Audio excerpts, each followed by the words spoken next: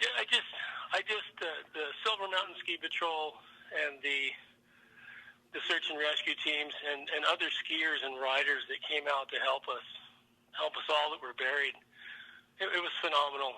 When they unburied me after 50 minutes, I shouldn't have been alive. I got lucky because I had the air pocket that I made. But without their efforts, none of us would have made it, except for the one gal that was partially buried. How did you know to make the air pocket? You mentioned that kind of helped. Training we took in avalanche survival courses. You want to, because the snow is going to compress around you, and if you don't have an air pocket, you'll die of asphyxiation because of the CO2. How did you? Was there a moment you knew that they had found you? I guess because they were poking around. When I opened my eyes, I saw a friendly face, a young lady who's a ski patroller at Mount Spokane as well as Silver Mountain. His name is Maya Pardue, and Maya is the one that found me while probing on a probe line with numerous other rescuers. And they started digging and found me, and my lips were blue, and I was passed out. And I just remember opening my eyes, and I couldn't believe I was still here because I had already kind of made my peace. How are you doing today, Bill? Off and on. Just, there's families out there grieving right now that their loved ones didn't come home. I feel very fortunate. And again, there was another friend up there who was under for 50 minutes also, and they dug him out. And same situation, he made an air pocket. But without the rescuers coming in there and I mean, working, it's hard. It's hard to just walk in that deep snow. Right. Did you hear anything? I mean, we kind of hear reports. I didn't hear anything after the snow compressed, after the second slide hit me. I just I couldn't move, so it kind of came out of nowhere. There was no kind of warnings to say, something's not right. Well, the first slide, everything cracked around us. You could see it. And the gal behind me said, stay on top of the snow, or it's breaking up, stay on top of the snow. I heard her voice. There was a gal that had been behind me. And so that's what I was doing, trying to stay on top of the snow. And I couldn't get both skis off, so my right ski stayed on, and then I just got buried.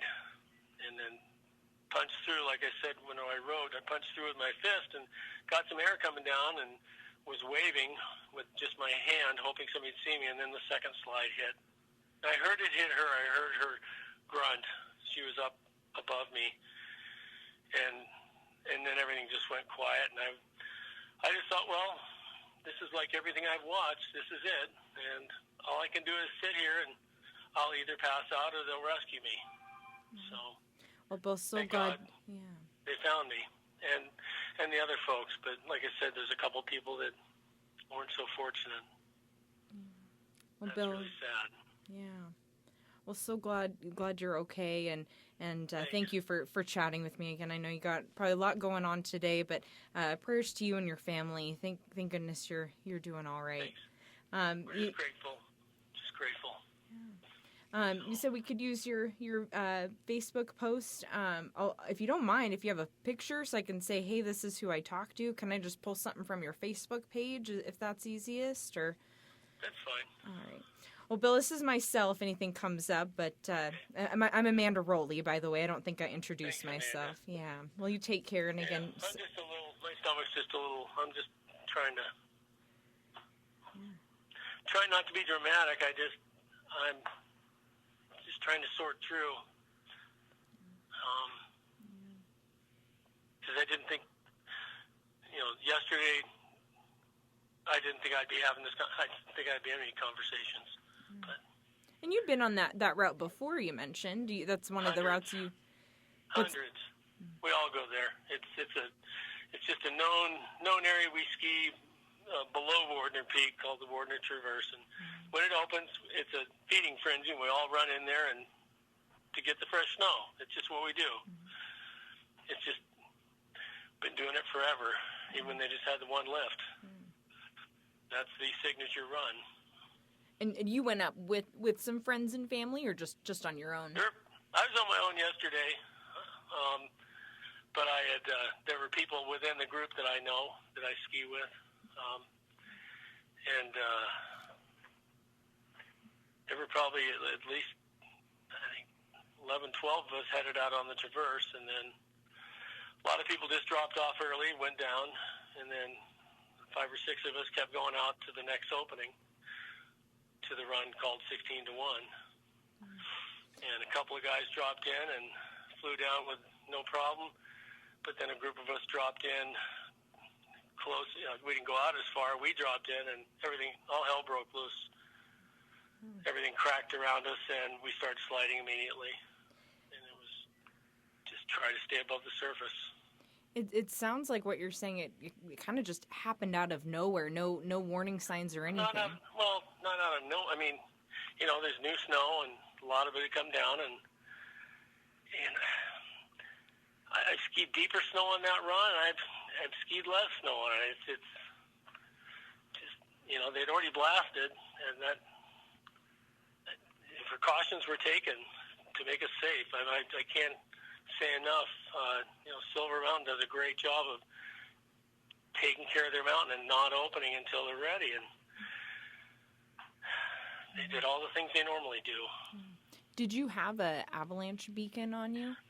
I didn't, because we weren't backcountry. When we go out backcountry, outside of ski areas, we wear peeps, avalanche transceivers. We have, a lot of my friends carry those inbounds. I may start doing that also. Yeah. You think you might start carrying them regardless now, or? At least in steeper terrain like that. Like Ski Mount Spokane too have a pass there, but we don't have those kind of steeps. We don't have avalanches there. We don't have the vertical steepness. You mentioned you were there. Silver does. You mentioned they found you after about 50 minutes, but 50 minutes. 50 minutes. Did it seem like to you though? Did it seem like so much longer? No, because I had passed out. I had either fallen asleep. I'm not. Like I said, they said my lips were blue, and I was breathing, but I was out. Gotcha. Yeah. And the statistics show once you hit at 40, 45 minutes, your odds drop well below 30%, and they keep dropping from there, little by little. Yeah. Well, Bill, thank you. Yeah. Is there anything else that you wanted to add as far as thanking anybody or sharing what happened that you'd like to share? No, just thank you to the volunteers and the professional ski patrol at Silver Mountain. They're the reason I'm on the phone today, and my friends are still alive. The ones they were able to get to. Thank you, Bill, again so much. I appreciate you.